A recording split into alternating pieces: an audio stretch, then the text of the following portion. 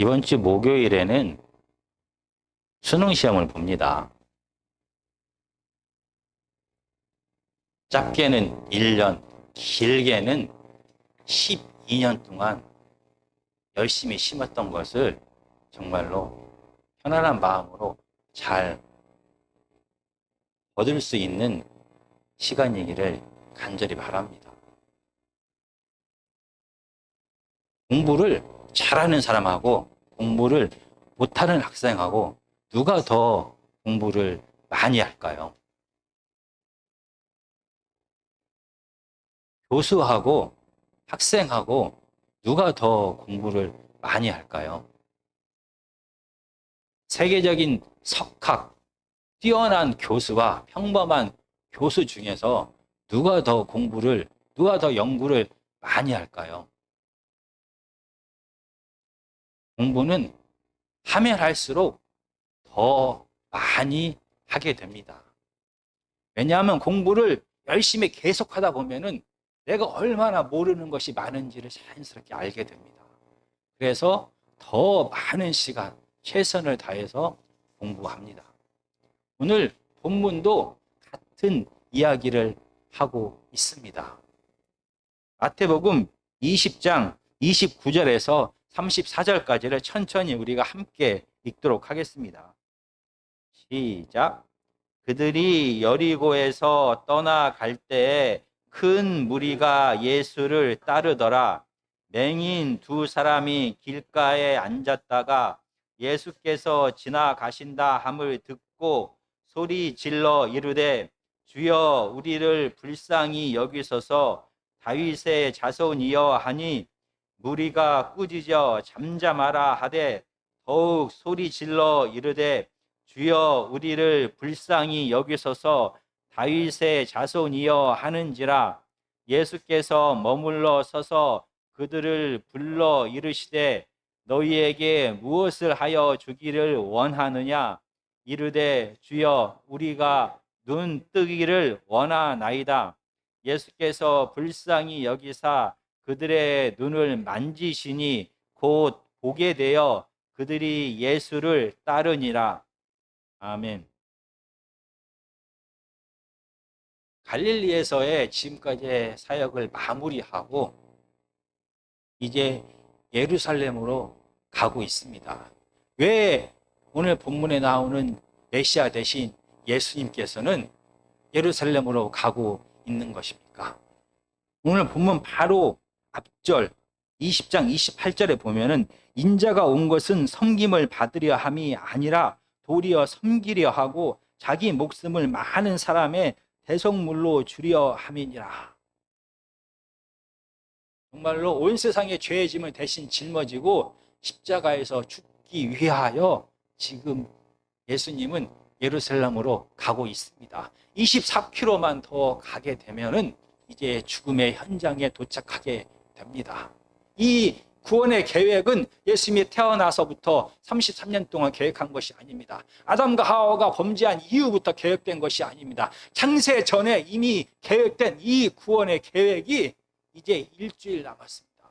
일주일 후에 예수님은 십자가에서 죽게 되는 것입니다.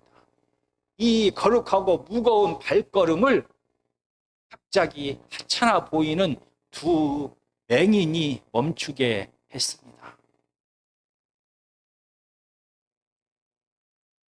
어린아이처럼 간절하게 부르짖는 이 소리에 내 힘과 능력으로 아무것도 할 수 없습니다. 제발 살려주십시오라고 말하는 이 가난한 목소리에 이 창조부터 계획된 이 무거운 발걸음이 멈추었습니다. 그리고 더럽다고 부정하다고 아무도 만지지 않는 이 불쌍한 맹인 두 사람을 정말 메시아 되신 예수님께서는 불쌍히 여기시고 그들을 만지셨습니다. 예수님이 만지면 죽음이 변하여 생명이 됩니다. 예수님이 만지면 어둠이 변하여 빛이 되는 것입니다. 그런데 왜 마태는 이 두 맹인이 눈뜬 사건을 20장의 마지막에 기록하고 있는 것입니까? 마태는 세리였습니다. 그는 꼼꼼하고 논리적인 사람입니다. 그의 성품이 이 마태복음에도 그대로 기록되었습니다. 마태는 예수님의 사역과 예수님의 설교를 따로 묶어서 구분했습니다. 그리고 모세 오경처럼 예수님의 설교도 주제에 따라서 5개씩 이렇게 묶었습니다. 그리고 각각의 설교의 묶음도 같은 단어와 같은 구절로 마무리하게 했습니다. 하나님께서는 이런 마태의 꼼꼼한 성격과 논리적인 성격을 그대로 사용하셔서 마태복음을 기록하게 했습니다. 물론 이 마태가 이 마태복음을 기록하는 순간부터 편집되어서 완성되는 모든 과정에 하나님께서 함께 하시면서 온전한 하나님의 뜻이 드러나도록 했습니다. 오늘 두 맹인이 눈뜬 사건을 20장 마지막에 기록한 이유가 있는 것입니다. 마태복음 18장부터 20장까지는 세상과 다른 하나님 나라의 공동체가 무엇인지에 대하여 여러 사건과 여러 비유를 통하여 예수님은 제자들에게 말씀하셨습니다. 18장부터 20장에는 두 종류의 사람들이 나옵니다. 첫 번째 사람은 더 높아지기를 원하는 제자, 그리고 10,000달란트를 용서받은 종, 자기 마음대로 이혼할 수 있는 유대인 남자, 부자 청년, 그리고 새벽 6시에 선택을 받은 일꾼에 대하여 기록하고 있습니다. 그리고 다른 한편으로는 어린 아이, 유대인 아내, 그리고 오후 5시에 선택을 받은 일꾼에 대하여 기록하고 있습니다. 이 첫 번째 그룹에 속하는 사람들의 가장 큰 특징은 스스로가 자격이 있다라고 생각을 합니다. 많은 사람들 가운데 예수님께서 특별히 12명의 제자를 선택하셨습니다. 그리고 그들은 모든 것을 다 버리고 예수님을 따랐습니다. 그들의 선택에는, 그들의 선택받은 것에는 그들에게 이유가 있다라고 생각했습니다. 그들의 헌신도 그들에게는 중요했습니다. 그래서 제자들은 당당하게 예수님 앞에 자기의 헌신에 대한 권리와 보상을 요구했습니다. 10,000달란트는 우리나라 현재 돈으로 하면 5조에서 10조가 됩니다. 이 어마어마한 돈을 주인이 용서했습니다. 상상할 수도 없는 이 돈을 용서함 받은 이 종은 자신이 용서함 받은 특별한 이유가 있다고 생각했을 것입니다. 그래서 이 10,000달란트에 비하면 너무나 적은 1,000,000원에서 한 2,000,000원 되는 돈을 갚지 않은 자기의 친구를 감옥에 쳐 넣었습니다. 유대인 남자들은 자기가 이방인으로 태어나지 않은 것에 대하여, 자기가 여자로 태어나지 않은 것에 대하여 하나님 앞에 감사했습니다. 자기를 남자로, 유대인 남자로 택하신 이유가 있다고 그들은 생각했습니다. 그래서 선택받지 못한 유대인 여자를 물건처럼 대했습니다. 자기 마음에 들지 않으면 마음대로 버렸습니다. 새벽 6시에 일꾼으로 택함을 받았습니다. 맨 처음 택함을 받은 이유가 있다, 자기에게 그런 능력이 있다라고 그들은 생각했습니다. 그리고 아침 6시부터 오후 6시까지 그들은 온 종일 동안 수고했습니다. 그래서 이 종은 주인에게 당당하게 자기의 수고에 대하여 보상을 요구했습니다. 부자 청년에 대한 이야기는 설교 후반부에 하도록 하겠습니다. 이렇게 스스로 자격이 있다라고 생각하는 이 사람들은 당당하게 권리와 보상을 요구했습니다. 반면에 두 번째 사람들의 가장 큰 특징은 자기가 자격이 없다라고 그들은 생각했습니다. 유대인 여자로 그들은 태어났습니다. 하나님의 선택을 받지 못했다라고 그들은 생각했습니다. 그래서 그들은 어릴 때에는 아버지에게 의존합니다. 그리고 결혼해서는 남편에게 의존합니다. 그리고 남편이 죽은 다음에는 아들에게 의존하면서 살아갑니다. 그는 어려서부터 자기가 사람이다라는 대접을 받지 못했습니다. 오후 5시에 선택을 받은 사람들이 있습니다. 이제 1시간 있으면 하루가 끝납니다. 오늘 하루 공치게 되면은 그들의 가정의 삶은 오늘 하루 동안 망하게 되는 것입니다. 그런데 주인의 은혜로 그들은 택함을 받고 1시간 동안 일하게 됩니다. 이 오후 5시에 선택을 받은 일꾼들은 주인의 은혜에 감사하게 되는 것입니다. 어린아이는 어른과 다릅니다. 자기의 힘과 능력으로 아무것도 할 수 없다는 것을 잘 압니다. 그래서 자기의 부모를 찾고 부모에 의지하면서 살아갑니다. 이렇게 두 번째 그룹에 속하는 사람들의 특징은 자기가 자격이 없다라고 생각을 합니다. 그래서 자격이 없는 자들은 보상을 당당하게 요구하는 것이 아니라 은혜와 자비를 구하는 것입니다. 이렇게 첫 번째 사람은 자기가 자격이 있다고 생각하기 때문에 당당하게 보상과 권리를 요구하지만 스스로 자격이 없다고 생각하는 사람들은 주인에게, 다른 사람들에게, 하나님께 은혜와 자비를 구하는 것입니다. 그리고 20장 마지막에 오늘 이 두 맹인에 대한 이야기를 기록하고 있습니다. 왜 예수님께서는 이 두 맹인에 대한 이야기를 20장 마지막에 기록하고 마지막에 말씀하시는 것입니까?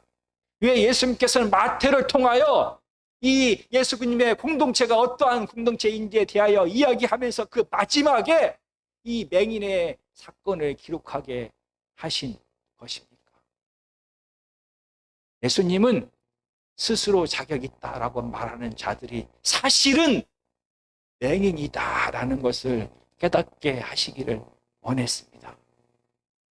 스스로 자격 있다라고 말하는 제자들, 스스로 자격 있다 말하는 달란트 용서받은 자들, 스스로 자격 있다 말하는 유대인 남자들, 스스로 자격 있다 말하는 부자 청년, 스스로 자격 있다 말하는 일찍 새벽에 선택받은 일꾼들을 향하여 너희는 너희의 진짜 모습을 보지 못하는 맹인이다라고 말하고 있는 것입니다. 마태복음 15장 14절입니다. 제가 읽어보겠습니다. 바리새인들에게 하신 말씀입니다. 그냥 두라. 그들은 맹인이 되어 맹인을 인도하는 자로다. 만일 맹인이 맹인을 인도하면 둘이 다 구덩이에 빠지리라 하시니. 이 바리새인들은 스스로가 하나님의 선택을 받은 자다라고 생각을 했습니다. 스스로가 하나님의 선택을 받아서 하나님의 율법을 해석하고 가르치는 자였습니다. 그들은 스스로가 하나님의 율법을 철저하게 지키는 자들이다라고 생각했습니다. 그들은 자격 있는 자다라는 생각을 했습니다.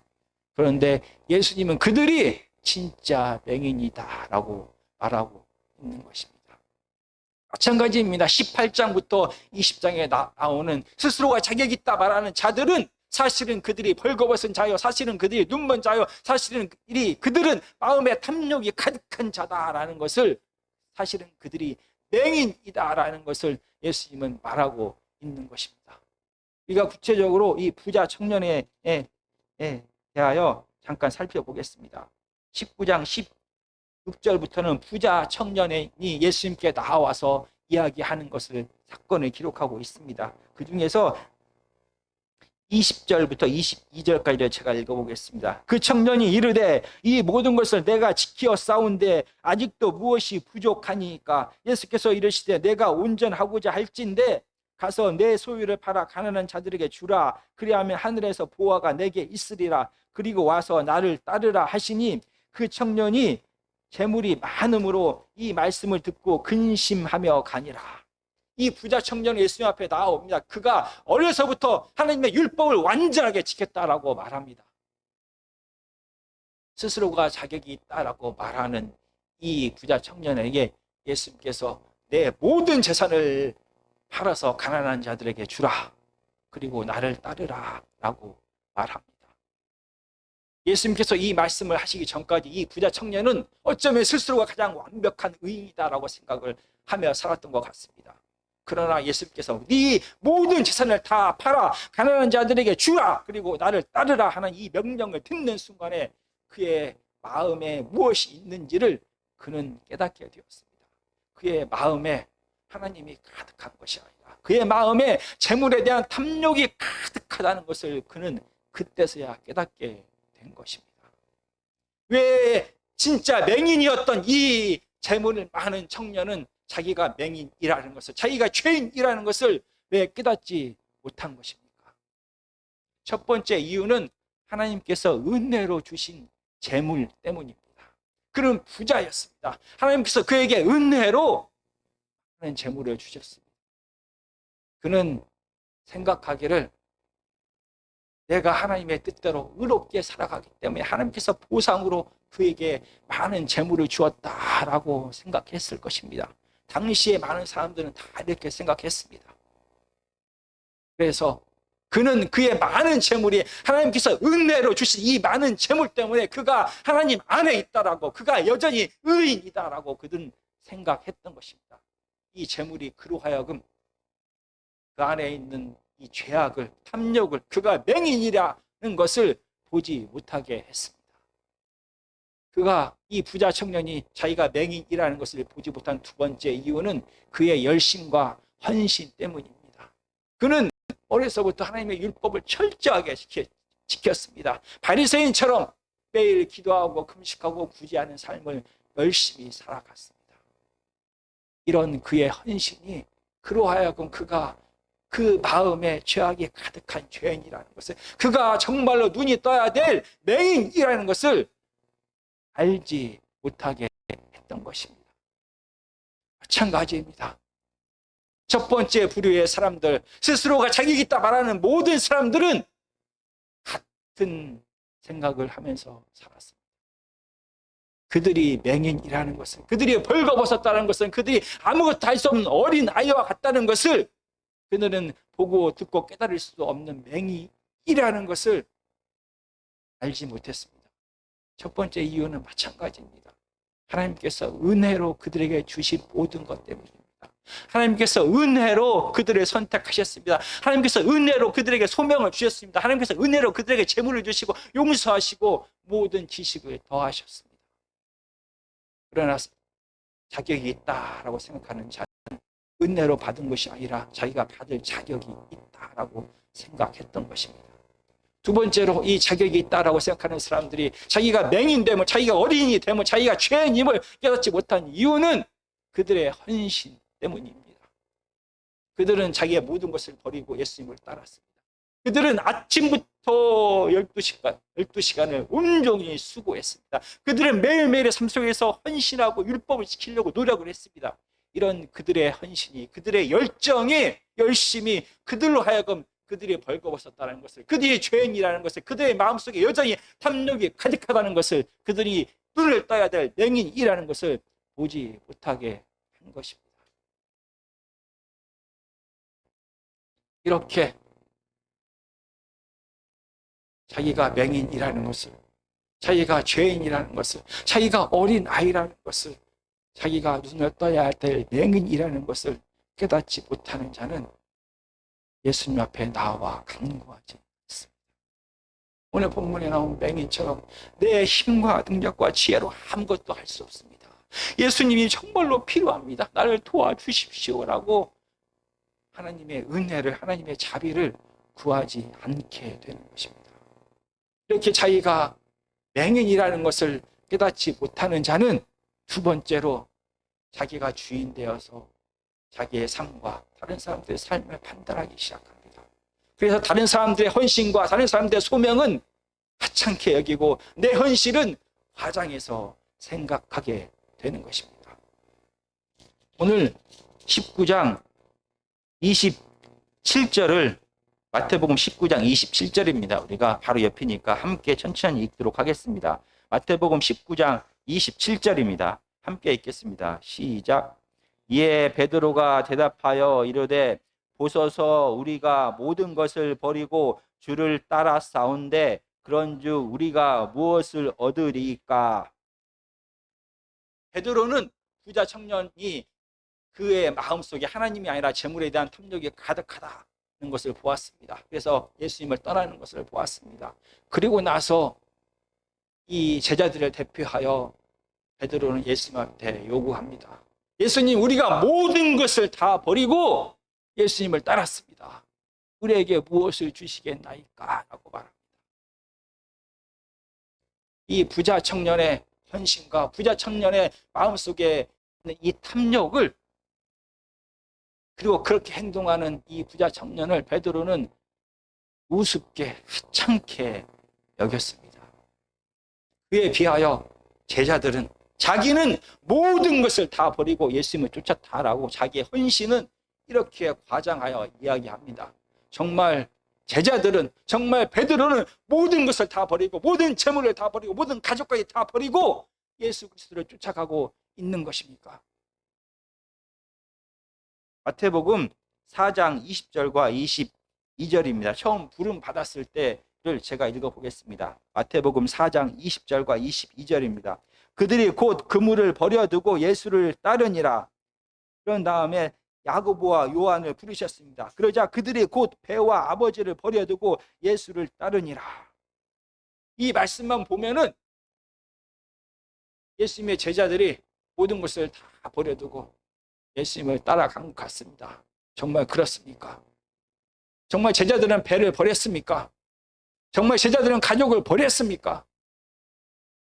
성경 어디에도 제자들이 이 배를 팔아서 가난한 자들에게 주었다라는 이야기가 없습니다. 오히려 예수님이 부활한 다음에 이 제자들은 갈릴리 바다에 가서 물고기를 잡았습니다. 누구의 배를 사용한 것입니까? 아버지를 버렸다라고 말하는 이 요한과 야고보는 어머니를 통하여 예수님 앞에 나와서 자기에게 더 큰 자리를 달라라고 요구합니다. 베드로는 예수님께서 하늘로 승천하신 다음에 사역을 할 때 자기 아내와 함께 다녔습니다. 이렇게 자기 자신이 죄인이라는 것을, 자기가 어린 아이라는 것을, 자기가 눈을 감고 있는 맹인이라는 것을 깨닫지 못하는 자는 자기 자신의 헌신과 소명과 자기의 열매는 하대포장하게 되고, 다른 사람은 내 헌신과 다른 사람의 열매는 과소평가하게 되는 것입니다.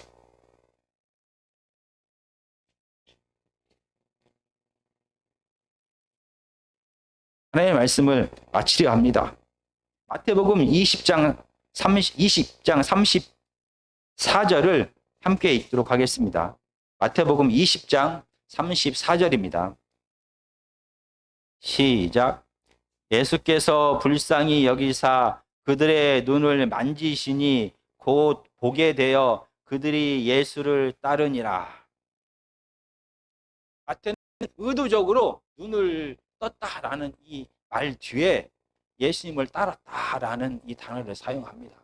예수님을 따르다라는 말은 제자의 길을, 제자의 삶을 표현할 때 마태가 사용했던 말입니다. 제자는 눈을 떠야 하는 자입니다. 제자는 눈을 떠서 자기가 맹인이라는 것을 알아야 합니다. 제자는 눈을 떠서 자기가 어린아이라는 것을 알아야 합니다. 제자는 눈을 떠서 자기가 여전히 용서받았지만 죄인이라는 것을 깨닫는 자가 되어야 합니다. 내가 어린아이라는 것을, 내가 여전히 죄인이라는 것을, 내가 내 힘과 능력으로 살아갈 수 없는 어린아이라는 것을 깨닫는 자는 생명 대신 예수님을 찾게 됩니다. 예수님을 의지하게 되는 것입니다. 내가 눈 열어서 내가 죄인임을, 내가 어린아이임을, 내가 맹인이라는 것을 아는 자는 그럼에도 불구하고 우리를 변함없이 사랑하시고 용서하시고 공급하시고 가장 선한 길로 인도하시는 이 하나님의 은혜에 감동할 수밖에 없습니다. 하나님의 은혜에 감사해서 하나님처럼 내 이웃을 사랑하는 자로 살아가는 것입니다. 제자는 자기가 매일매일 맹인이라는 것을 깨닫는 자입니다. 어떻게 그 마음속에 탐욕이 가득한 자가, 어떻게 내가 내 삶의 주인이 되고 싶어하는 이 우리가 어떻게 내가 죄인이라는 것을, 내가 어린아이라는 것을, 내가 도움이 필요한 맹인이라는 것을, 내가 보고 듣고 깨닫고 판단할 수도 없는 맹인이라는 것을 매일매일 깨달아 알 수가 있는 것입니까? 거룩하신 하나님 앞에 서는 자는, 거룩하신 하나님 앞에 설 때만 우리가 용서받았지만 여전히 죄인이라는 것을, 우리가 하나님의 힘과 능력과 하나님의 보호하심으로 없으면 살아갈 수 없는 어린 아이라는 것을, 우리가 다른 사람을 판단할 수 없는 맹인이라는 것을 깨닫게 되는 것입니다. 이렇게 내가 죄인임을, 내가 맹인임을, 내가 어린 아이라는 것을 깨닫는 자는 내 기준으로 다른 사람의 헌신을, 내 기준으로 다른 사람의 열매를, 내 기준으로 다른 사람들의 소명을 판단하지 않습니다. 내 기준으로 다른 사람들의 열매와 소명과 헌신을 낮추어 그를 비판하거나 그들에게 상처를 주지 않습니다. 오히려 사랑하고 용서하고 이해하는 삶을 함께 살아가는 것입니다. 하나님의 나라는, 하나님의 공동체는 바로 이렇게 죄인 된 사람, 어린아이인 사람, 맹인들로 이루어진 공동체인 것입니다. 제자는 누구입니까?